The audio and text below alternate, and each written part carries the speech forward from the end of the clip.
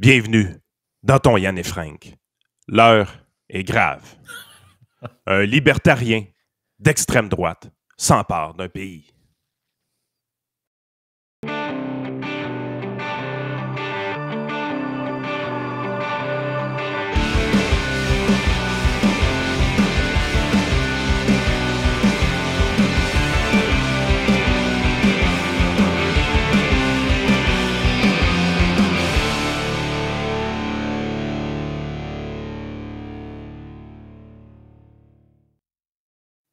Écoute, je ferai d'une pierre deux coups en commençant. Ce sera notre segment Victime du jour et notre segment José Legault. Donc, c'est pas elle directement, mais tu vas comprendre le lien très rapidement. C'est elle-ci? Non, même pas, tu vas voir. C'est qu'en fait, le deuil national se poursuit. Ça fait des mois que ça dure maintenant. Fin du livret de caisse. C'est un deuil pour certains clients. Après 120 ans d'existence, le livret de caisse Desjardins disparaît aujourd'hui. Un deuil pour certains clients plus âgés, rencontrés par le journal.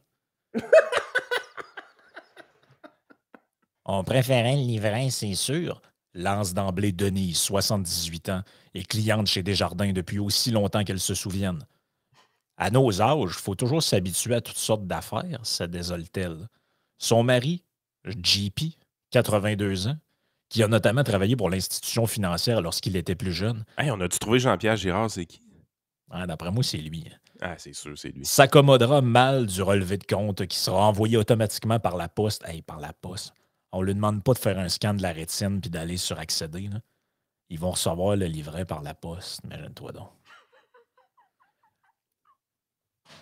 Mais tu sais, ils sont pas à bout. Excuse-moi, là, mais 78 ans, là, t'es pas à bout d'âge. Là. Non. Il y a un monsieur qui est président des États-Unis là, à cet âge-là. Là. Tu sais, je sais pas, là, mais moi, ça me fait. Tu sais, on parle dans l'article les aînés, puis on parle d'une madame de 76. Excuse-moi, là, mais quand Internet est commencé à arriver, là, elle avait à peine 50 ans. T'es pas à bout d'âge.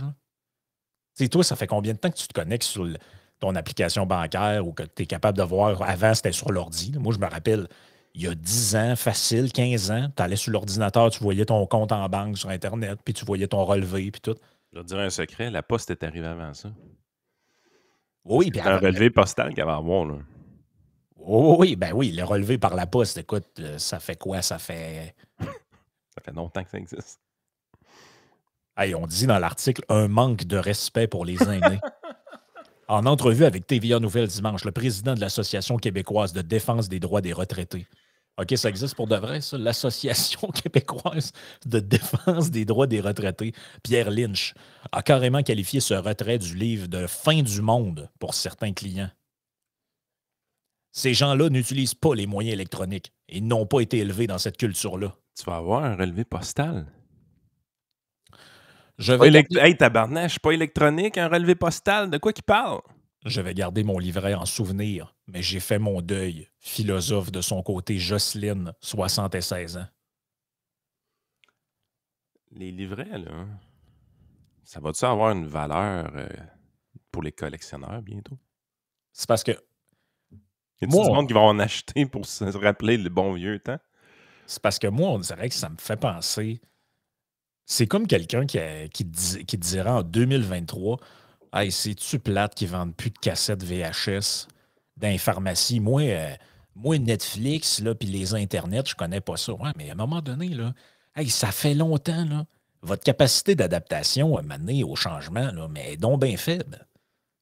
Puis, si on parlait de gens qui avaient 95, en 90 ans, en perte d'autonomie, je peux comprendre, mais à 76, là, il y a du monde en 76, ils sont super actifs, ça descend en Floride en char, ils ont une vie, c'est pas du monde à bout d'âge, assis d'un fauteuil à se bercer. Là. Ouais. C'est plus le 76 dans 1950. Là. Mais Frank, rappelle-toi une chose, quand TVA a congédié 400 ou 500 personnes, ça n'a pas pris quelques heures qui se sont empressés de dire que la pôle aux odeurs n'était pas touchée. T'sais, on a des auditeurs, nous autres. On a même du monde abonné à notre Patreon qui ont 75 ans passés. Ils sont capables de se servir de l'application, de rentrer ça dans Spotify et d'écouter Christy d'épisodes. D'après moi, ouvrir, accéder, Puis regarder ton solde, c'est pas si pire, là. Ça doit s'apprendre. Ah, mais ils ont encore le relevé postal, Frank. Ah ouais, ben oui, en plus. C'est même pas une affaire technologique. Je sais que tu parles de technologie depuis tantôt, mais il n'y a même pas d'adaptation technologique qui leur est demandée. Tu vas avoir ton asti de relevé par la poste. Fait que comme ça, Je tu n'iras comprends. pas faire chier personne dans une file à faire imprimer ton asti de relevé. Puis tu sais, je veux dire, tu le vois, là, les guichets, qu'est-ce qui est arrivé avec les guichets? Avant, c'était gros comme ça. Ça, c'était un guichet. Maintenant, c'est gros comme ça. Ouais. Ça, c'est un guichet maintenant. Pourquoi vous pensez? Bien, parce que la technologie s'améliore, puis on a enlevé des choses inutiles, genre une imprimante. Ben oui. On a enlevé l'imprimante. Ah, écoute, moi, mais on va bien avoir cette semaine un texte de José Legault, certain, pour nous dire que. Elle va te refaire le coup, tu penses? Ah, écoute, moi, je serais pas surpris de ça. Je serais pas surpris de ça. Mais écoute, elle n'a pas à bout d'âge non plus, José Legault, à quoi? 60 ans? 60 quelques années? Elle doit pas être si vieille que ça. Mais là, Je pense honnêtement, le journaliste qui écrit ça, là, il est crampé de rire à la fin de la journée. ah oui, c'est clair. Ça, c'est un article pour les boomers, par les boomers.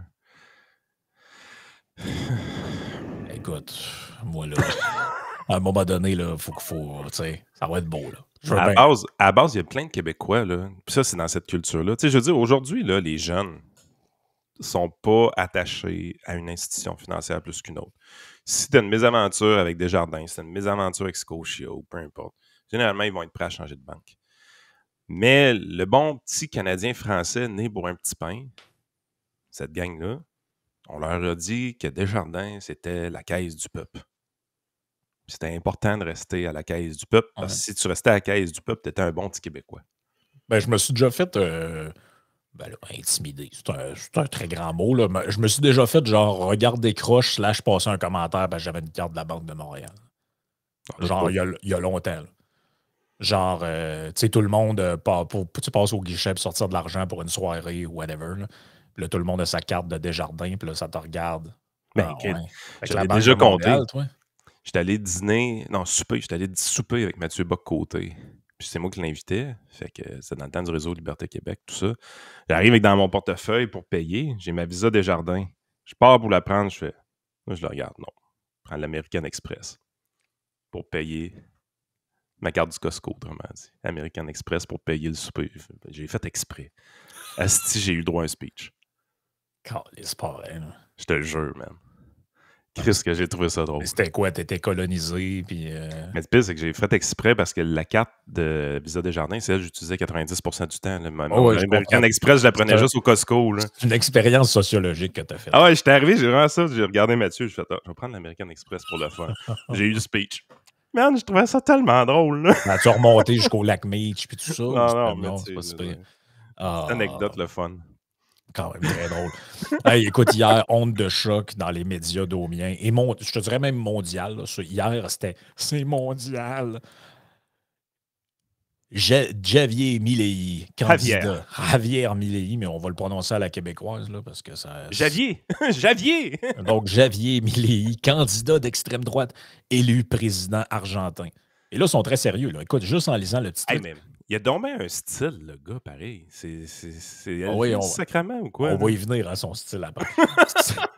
C'est une victoire nette remportée par le candidat d'extrême droite. Les électeurs argentins ont tranché pour cette présidentielle Non, attends historique. un peu. Là, on va arrêter avant d'aller trop loin dans les détails. Est-ce que Javier est d'extrême droite ou est-ce qu'il est libertarien? Ben là, c'est ça, là. Parce que moi, dans ma tête, tu sais, j'ai pas étudié en sciences politiques, là, mais dans ma tête, c'est deux choses qui sont incompatibles. Tu peux pas être d'extrême droite et être libertarien. Ben écoute bien ça. Extrême droite. Et la deuxième phrase. L'ultralibéral et anti-système Javier Milei. Ben ça se peut pas, ça non plus. Ben d'après moi, quand t'es d'extrême droite, t'es pas mal système. T'es pas anti-système. Pour implanter tes mesures liberticides Genre. qui sont qui sont en faveur d'une ethnie spéciale, qui veulent Ouais, un un peu, nationalisme autoritaire. Là. qui veulent être autoritaires, tu sais, pour pouvoir implanter tes mesures autoritaires. Généralement, j'ai entendu dire que ce qui était pratique, c'était d'avoir un bras armé puis un bras policier assez fort à l'intérieur de ton État policier. C'est pas très anti-système, ça. Ça, c'est très système. En fait, c'est le pas mal, système poussé à l'extrême. Là. pas mal ça. Là. Tu sais, la différence entre l'extrême gauche, qui est le communisme, puis l'extrême droite, qui est le fascisme, si on veut, c'est quoi la différence entre les deux? C'est l'objectif en bout de ligne. Mais les méthodes et les moyens utilisés pour forcer le système politique qu'on veut avoir, c'est les mêmes. On utilise les bras de l'État dans leur pleine puissance pour ostraciser la population. Oh, oui. Et là, regarde, j'ai sorti juste quelques exemples des journaux. C'est pas très libéral comme approche. Tu vois, le journal 20 minutes, un journal français, nous dit Argentine, large victoire à la présidentielle du polémiste ultralibéral Ça, c'est Javier correct. Milei. Ça, s'ils vont là, c'est correct. S'ils disent qu'il est polémiste puis ultralibéral, ça, c'est correct. Mais tu peux pas dire extrême droite avec ça. Ouais, mais pourquoi quand quelqu'un est libéral, c'est toujours ultra, extrême, radical? Pourquoi quand, mettons, Fitzgibbon arrive, il n'y a pas personne qui nous dit « Hey, lui, c'est l'ultra-étatiste Fitzgibbon. » Admettons que Fitzgibbon n'a pas encore fait de démonstration de ce qu'il couperait dans le gouvernement avec une chainsaw. Non, mais avec son chéquier, il a fait pas mal de démonstration de ce qui augmenterait dans l'État. Ah oui. Pour ça, je te dis, pourquoi lui, il n'est jamais qualifié de ultra-étatiste? Non. Pourquoi quand Legault, qui voulait nationaliser le poulet puis les Rona, quand il s'est présenté aux élections, les médias n'ont pas dit l'ultra-étatiste ou l'ultra-protectionniste. Ça aurait pu être bon, ça. L'ultra-protectionniste François Legault étant... ou le protectionniste radical. Ou... Mais à la base, là, quand tu vois ça, là, puis là, c'est pas juste le Québec, parce que c'est des journaux français aussi qui reprennent ça. Là. Oh, c'est partout. Je l'avais dans je l'avais dans des journaux belges. Tu vois, c'est quoi le prérequis pour être journaliste au juste puis être titreur pour un média de grande importance dans un pays? C'est être profondément stupide à la base ou quoi? C'est-tu un prérequis d'être stupide? En fait, je pense que leur prérequis premier, c'est de maîtriser à perfection le contrôle-C, contrôle-V. Ouais. Ça, si t'es... D'après moi, t'arrives à l'entrevue d'embauche puis on te dit « Toi, là, les touches rapides pour copier-coller, est-ce que tu es capable de faire ça? Garde ton doigt, là, contrôle-C, contrôle-V. Es-tu capable? Parce que je t'annonce une affaire, toi, ta job, c'est de prendre AFP, la presse canadienne, Reuters... et je ne sais plus trop qui d'autre, et c'est de faire CTRL-C, CTRL-V. Surtout quand c'est écrit extrême droite. Penses-tu que si on mesure l'écart entre le petit doigt et les doigts du milieu d'un journaliste, c'est plus grand que la moyenne? À force de faire CTRL-C, CTRL-V? Ouais, je pense que oui, il y a comme quelque chose là-dedans. Sont-tu prédisposés à avoir des tendinites aux petits doigts? Peut-être. Ah oui, et là, l'autre twist, écoute bien ça, en plus de leur tendinite, l'autre twist, c'est...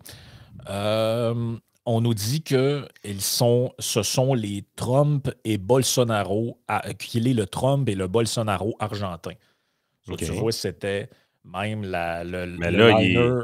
est-tu libertarien ou il est protectionniste? Parce que c'est pas pareil. Là. Si t'es libertarien, t'es très open border.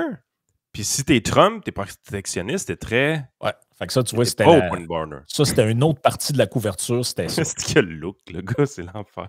Mais moi, comme je t'ai dit sur Twitter, à part comparer les coupes de cheveux, c'est quoi qui a rapport avec Trump, ce gars-là? Je sais pas. Mais c'est parce que moi, j'essaie de suivre. Éric Duhem, c'est comme Trump, c'est comme Milei en Italie, c'est comme Zemmour, c'est comme Bolsonaro, c'est comme maintenant Milei. Là, t'es là.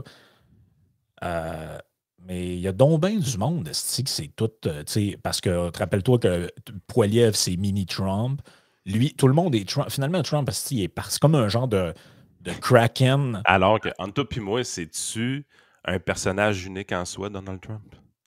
Moi, dans ma tête, à moi, il existe un Donald Trump qui n'a jamais été imité. Il est seul au monde à agir de cette façon-là. Ben, tu sais, c'est sûr que, je sais pas, tu peux dire, bon, c'est le côté... Excuse, c'était pas ça que je voulais faire. C'est le côté peut-être un peu, je sais pas, là, c'est son côté spectaculaire. Ça, Ouais. je suis prêt à l'accepter. Là, entre autres, ce genre d'affaires-là ici. Là. Ça, j'avoue que ça donnait quand même tout un show. Là. En train d'arracher les. Ça, c'est les. Ce que vous voyez à l'écran, c'est, regarde, ministère de la Culture, out. Out! Ministère de l'Environnement, out. Ministère des Femmes et de la Diversité, out. Ça, c'est quoi? Ministère du Public Work, out. Les tirs après les affaires. Even if you resist. Le gars, il donne tout un show. J'en ai ça c'est la vidéo qui a fait tilter carrément là, La chaîne ça, toi, mon gars. Hey, la chaîne, ça, écoute, ils s'en sont pas remis encore. Là.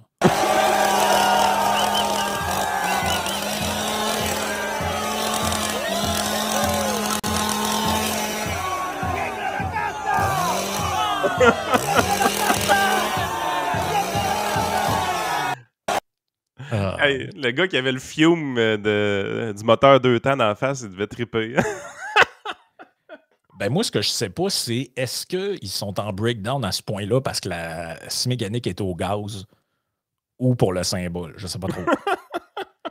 Je sais pas trop encore. Attends, laissez-le donc runner le pays un peu avant de déterminer que c'est un pays d'extrême droite. Parce que là, dans un an, là, s'il n'a pas emprisonné les opposants politiques, s'il n'a pas transformé son gouvernement en un gouvernement de parti unique, s'il n'a pas emprisonné l'opposition, je veux dire, vous allez avoir l'air fou. Là. Parce que c'est ça, les premiers steps d'un gouvernement d'extrême droite, c'est ça. Tu sais, le Hamas, là, quand ils ont pris possession de la bande de Gaza, ils ont tenu depuis combien d'élections depuis 2007 déjà? Je ne me rappelle plus.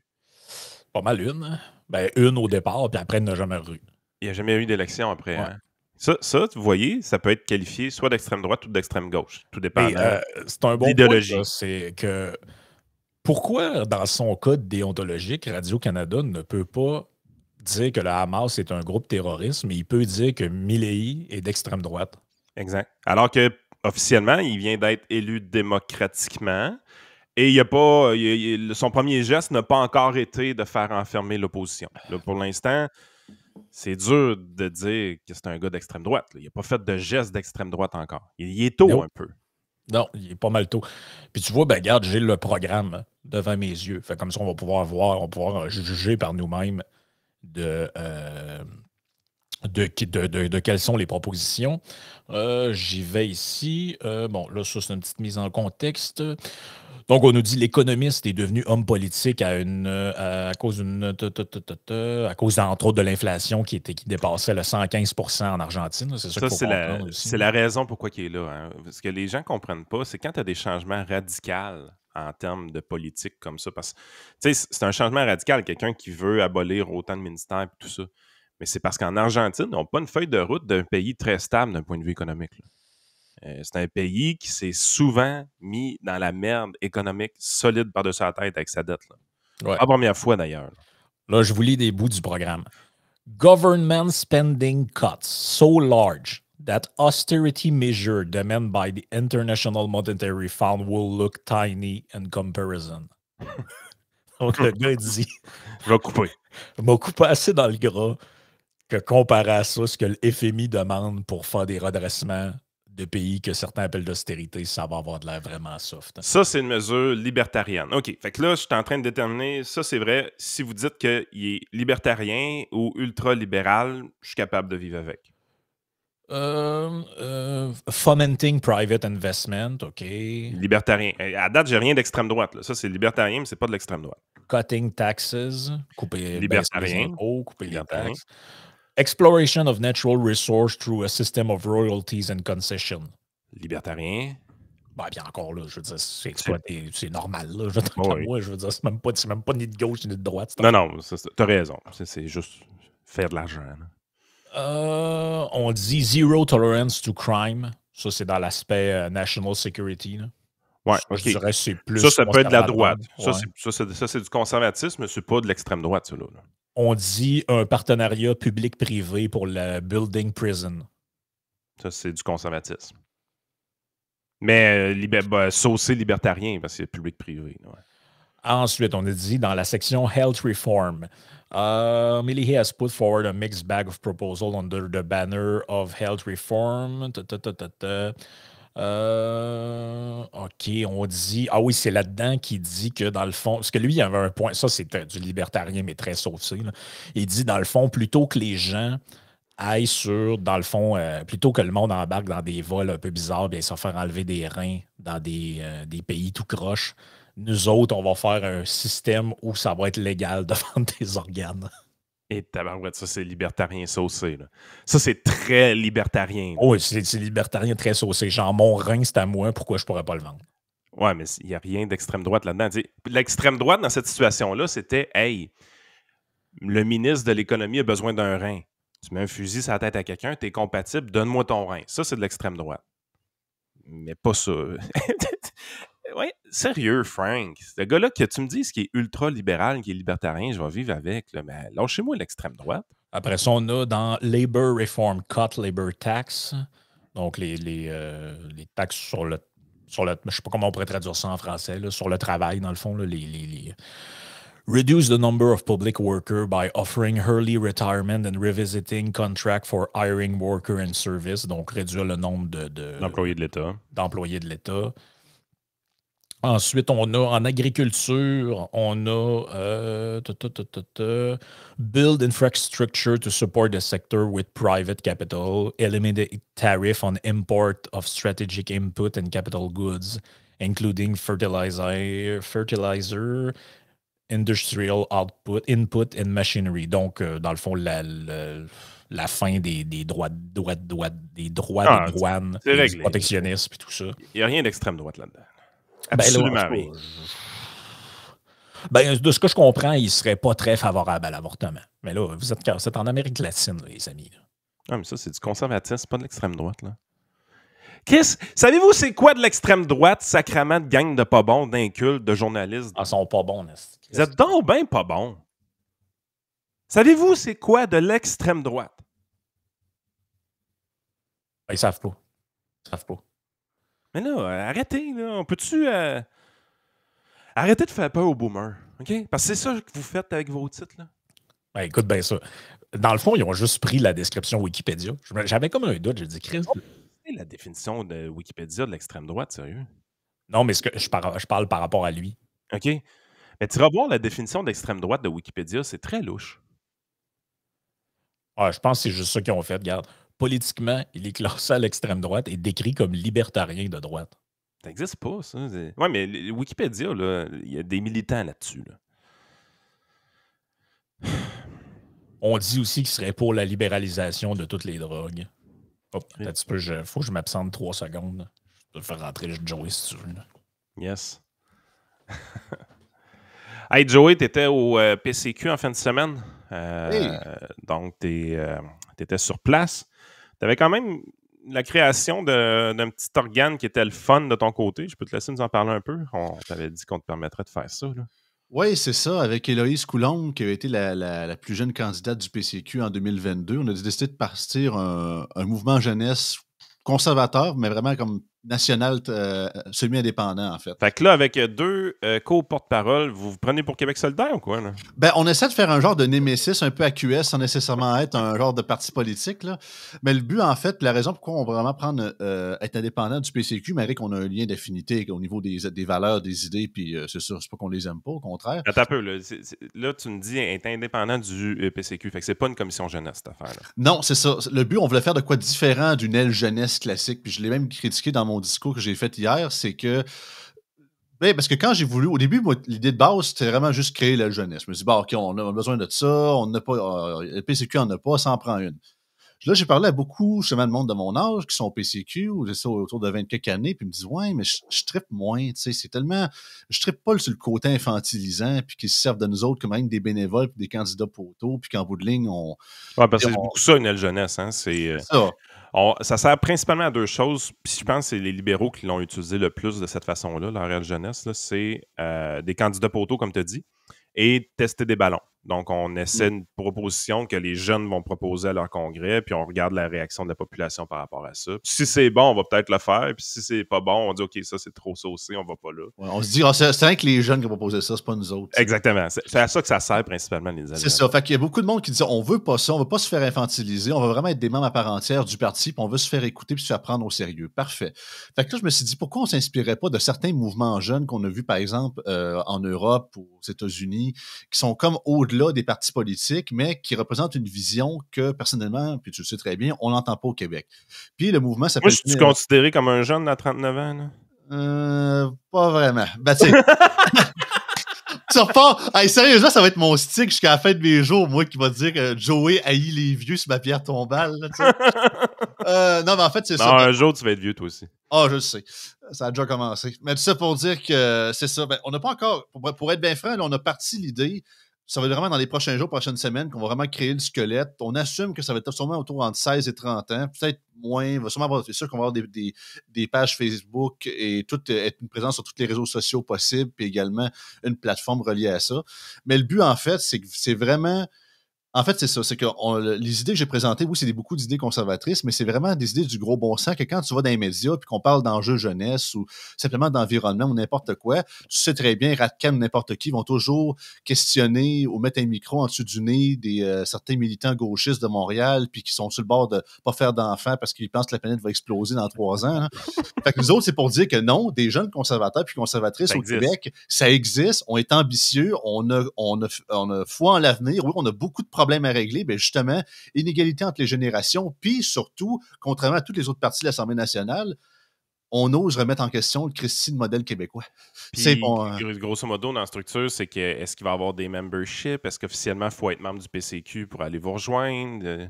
Ben, possiblement qu'il va y avoir du membership à part. Le but qu'on veut faire, c'est vraiment être la raison pour qu'on s'est pris aussi un pas de recul niveau indépendance du PCQ, c'est que c'est pas qu'on les aime pas ou on a peur qu'ils nous fassent de l'ombre, au contraire. C'est simplement qu'on veut être transpartisan dans le principe que on veut que notre vision puis nos idées attirent possiblement des gens qui pensent comme nous, qui militent dans les autres partis au Québec et même au Canada. Tu sais, il peut y avoir des gens qui s'impliquent au Bloc, au fédéral, puis ils se disent, ben coudonc, les idées, ce qu'ils disent, ça a du bon sens, puis mon aile jeunesse, mon parti en parle pas trop, ben je vais me rallier à ce mouvement-là parce que je trouve qu'eux autres, ils parlent, ils présentent ce que moi je pense finalement.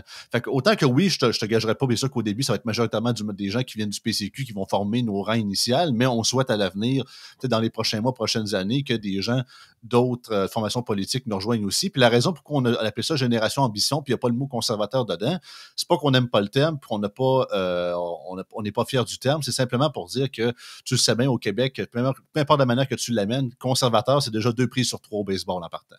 Fait que je pense que c'est en appelant ça Génération Ambition, je pense que ça va nous ouvrir des portes potentiellement, des campus universitaires puis des cégeps.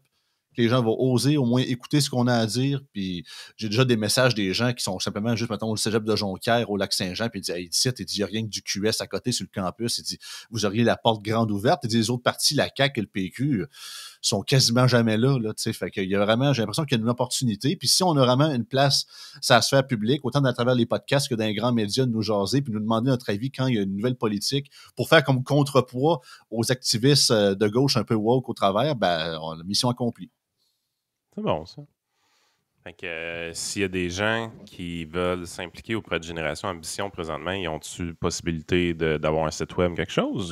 C'est pas encore formé. Pour l'instant, on a créé un groupe Messenger pour pas se perdre. Si vous voulez vraiment nous rejoindre, vous êtes vraiment dans la tranche d'âge que j'ai dit tout à l'heure, envoyez-moi un message sur Facebook, sur ma page publique Joey Aubé Chroniqueur ou sur Twitter, Joey Aubé Chroniqueur, même nom aussi. Vous me donnerez vos coordonnées, puis on vous rajoutera. C'est ça. On est vraiment...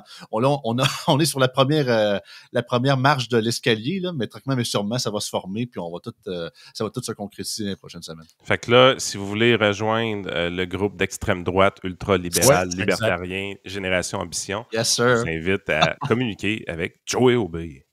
Le méchant. Le méchant. Yes. Écoute, c'est incroyable, pareil, l'affaire de Milei, là.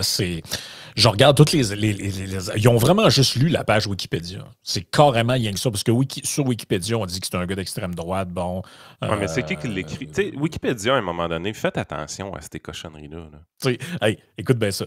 Dans le domaine économique, Milei se reconnaît comme anarcho-capitaliste. Ça, c'est libertarien, mettons. Mais là, comment tu fais pour être anarcho-capitaliste et d'extrême droite? Pensez-vous qu'Adolf Hitler ou Mussolini, c'était des anarcho-capitalistes? Êtes-vous mongol ou quoi? Non. Voyons, c'est des gens qui... C'est des gens qui étaient bandés sur l'État. L'État mur à mur partout. L'État qui décide même jusqu'à la couleur des yeux que le monde doit avoir. C'est ça, l'extrême droite. Là. Historiquement, c'est ça veut dire. C'est pas compliqué. Là. Il y a des marqueurs très connus de c'est quoi l'extrême droite. On en a parlé un peu tantôt, mais rappelons-les. Gouvernance autoritaire et centralisée dans les mains d'un parti unique. C'est ça, ça en fait partie. Ensuite, la prise de pouvoir, soit par la force ou de manière autoritaire. Donc, ça, c'est d'État. Les coups d'État, ce genre de truc-là, jusqu'à preuve du contraire. Ce monsieur-là, il a d'abord été élu en 2021 comme député dans la circonscription de Buenos Aires. Et ensuite, il a fondé son parti La Libertad Avanza, donc La Liberté avance. Et, c'est pas dit qu'il ne sera jamais d'extrême droite. Il peut le devenir d'extrême droite. Mais je peux vous dire une affaire, par contre. Si jamais il y a un gouvernement d'extrême droite en Argentine, ce ne sera plus un libertarien à la tête de ça. Ben déjà, à la base, c'est une question un peu rhétorique que je vais poser. Est-ce que ça se peut un économiste d'extrême droite?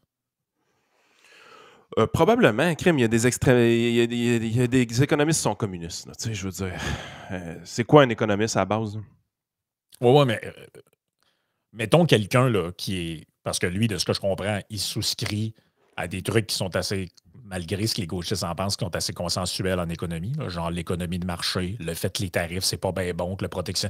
Donc, moi, ça me donne l'impression de quelqu'un qui, dans la vaste profession des économistes, c'était pas vu comme un timbré. Donc, dans cet ordre d'idées... Moi, dans ma tête à moi, si tu es un libéral, tu peux pas être d'extrême droite parce que l'extrême droite, c'est l'antilibéralisme.